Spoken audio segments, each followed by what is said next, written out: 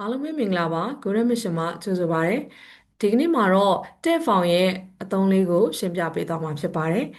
verb ကလေးတွေကိုတက်ဖောင်ပြောင်းပေးသွားတဲ့အခါမှာအသုံးပြုလို့ရတဲ့နောက်ထပ်ပုံစံတစ်မျိုးကတော့တက်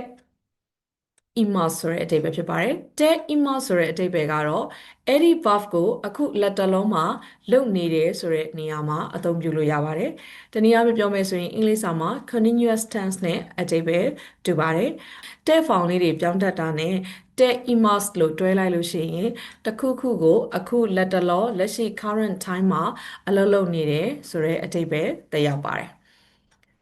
အဲ့တော့ဒါပဲတဲ့ imas စားနေတယ် meet တဲ့ imas ကြည်နေတယ် non တဲ့ imas တောက်နေတယ်စာဖတ်နေတယ်ဆိုလို့ရှိရင်yomi mas ကနေပြီးတော့ yun တဲ့ imas ho yun တဲ့ imas ဆိုရင်စာအုပ်ကိုဖတ်နေတယ်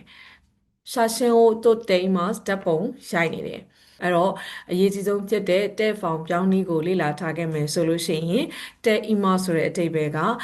အလွယ်တကူနဲ့မှတ်သားနိုင်မှာဖြစ်ပါပဲအဲ့တော့စားနေတယ်တောက်နေတယ်ဆိုတဲ့အရှိမကိုတီးတဲ့စားလို့ရတဲ့နောင်လေးတွေကိုဒီနာနီနာနီအိုးဆိုပြီးတော့စာထုတ်ပြီးတော့ခါကြတော့မှပန်းကိုဒါပဲ mas ပန်းကိုဒါပဲတဲ့ imas ဆူရှီကိုဒါပဲတဲ့ imas စသဖြင့်ဂေါဟန်ကိုဒါပဲတဲ့ imas ဆိုပြီးတော့ခါကြတော့မှအဲ့လိုပုံစံမျိုးတွေအသုံးပြုပြီးတော့လေ့ကျင့်လို့ရပါတယ်